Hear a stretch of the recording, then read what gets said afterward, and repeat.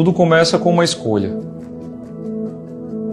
Escolher planejar, escolher cuidar e dar grandes passos.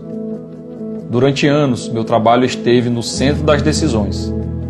Mas nunca fiquei preso a uma sala, porque cada decisão tomada ali precisava chegar aqui, no combate à fome, no emprego, na saúde, na educação, na infraestrutura, no desenvolvimento. Eu aprendi que política pública tem que ser para todos, e é com planejamento que se tem resultado. Só assim a política pública sai do papel e chega às pessoas.